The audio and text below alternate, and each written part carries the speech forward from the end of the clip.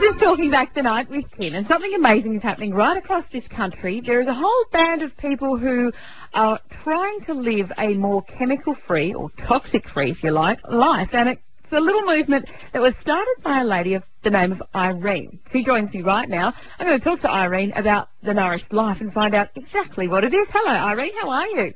Good, Kim. How are you? I'm good, thank you. Irene, when did you first go, I love all my beauty products and I'm addicted to my makeup, but it's killing me?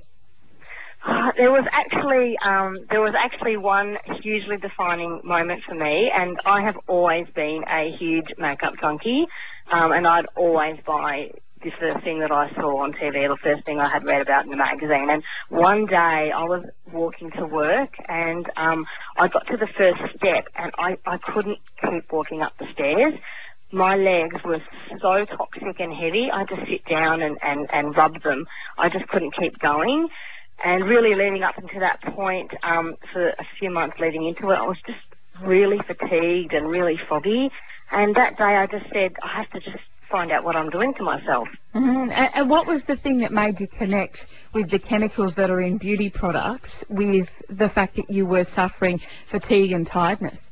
Well, I couldn't understand what I had been doing differently, and I just thought, I'll go home that night and I just thought, what am I putting in and on my body?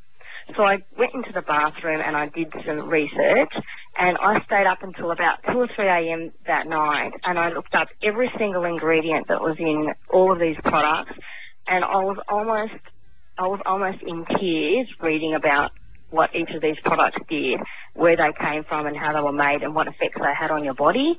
And I ended up getting a list actually of sort of the top 5 or 10 chemicals to avoid, and I decided I'd throw out everything that included 1 or 2 of them, and I actually ended up throwing out everything in my entire bathroom. You must have had a wheelie bin full of stuff. That next morning, I just remember my husband yelling from the bathroom, "Where's the toothpaste? Where's the shampoo?" Did your husband think you were a bit mad? Yeah, yes, he did. Absolutely. He was very annoyed with me. Yes, because he had just spent lots of money on at the grocery store, and I had thrown everything away. Some things weren't even opened, and I'd thrown them away. I just had enough. I had enough, and I knew in my heart that I had to do something, and I knew in my heart that I was just putting such an overload of chemicals on me for too long, and I just knew it was the right thing to do. What were some of the most surprising chemicals that you really just went, oh, that does what now? I think probably every single chemical I had, every single product I had parabens in it. Mm-hmm. And I didn't realise that parabens apparently are linked to disrupting hormones. And I suspect that hormones are probably very much linked to the way I felt physically as well. And I think that probably is why I felt so fatigued all the time. Every single product had parabens in it, so they went. Everything had fragrances in it, and I'd found out that fragrance could just mean anything. It's just a cocktail of chemicals, and they call it fragrance.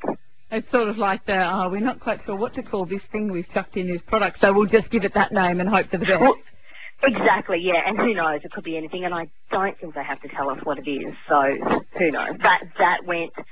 There was another one, sodium lauryl sulfate, which was in my shampoo and my skin cleanser, and I found out that was an engine degreaser.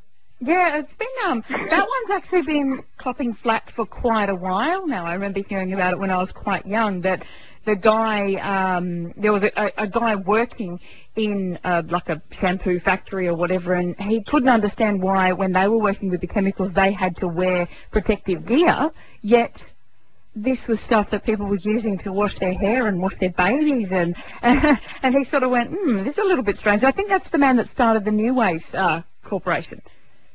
Right. Oh, fantastic. Well, I had probably read one of his articles when I was doing that research that night, and it totally freaked me out. And I, in the bin went all of the shampoos. It does a great job of stripping, your hair, but it feels so dry and awful the next day anyway, and now we know why. Yeah, it's stripping out the good oils as well as the dirt. everything. And, you know, your scalp needs the good oils as well, so it can't be good. Okay, so now you've gone through your entire house, thrown out anything that's got these nasty chemicals in it. Where's it from here? What did you do next? Okay, so I didn't do anything at all. And I know my husband went through the bin and picked out his shampoo and his toothpaste. And he kept using those.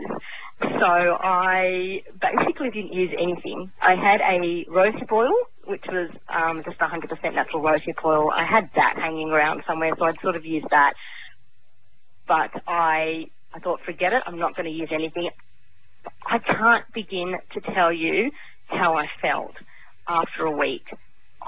The difference was phenomenal.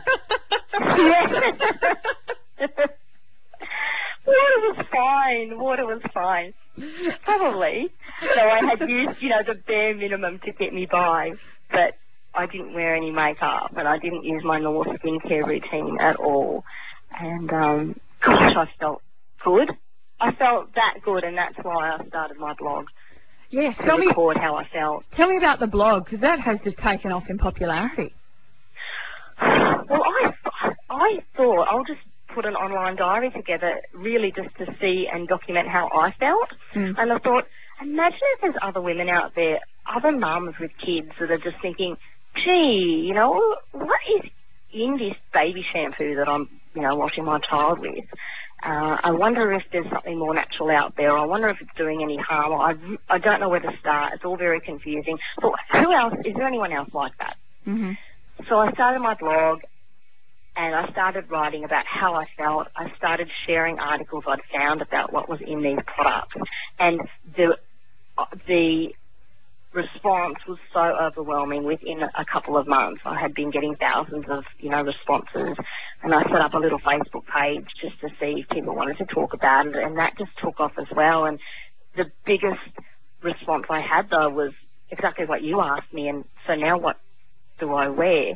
What do I use? I can't go around with not wearing any makeup. And so that's why I ended up moving my blog into more of a shop to be able to find and source products. How long do so that's how that developed. How long do you spend researching a product before you bring it into the online store and double, triple checking that it is toxic free? I pretty much spend 24/7.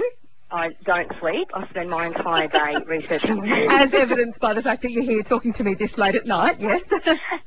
Absolutely. I spend my entire night dreaming about products. I spend the entire day researching products. I find products from all around the world, and I speak to the people that make these products, and I really talk to them a lot about why they made it and what inspired them to make a product that was natural, and you know why they did it, as well as every single ingredient that they use and why they chose it.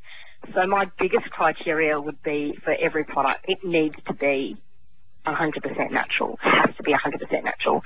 Most are also certified organic as well, and I found when I started looking for products to replace my bathroom cabinets with, many products out there were 98% natural, 99% natural, which isn't, I mean, why go 99% natural? And then have something horrible like formaldehyde hiding in the background or something. Yeah, because you probably only need 1% of a very dangerous product to affect you.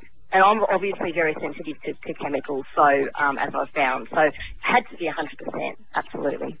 All right. Well, it's been fascinating talking to you. I'd love to send people in the direction of your blog, because I think that you've got a lot of really interesting research to share, and I think it is life-changing, and people will lap it right up. Where can we find you? Thank you. You can find me at nourishedlife.com.au or on Facebook at Nourished Life. Irene from Nourished Life, thanks for chatting to us tonight here on Talking Back the Night, and good luck with living toxic free.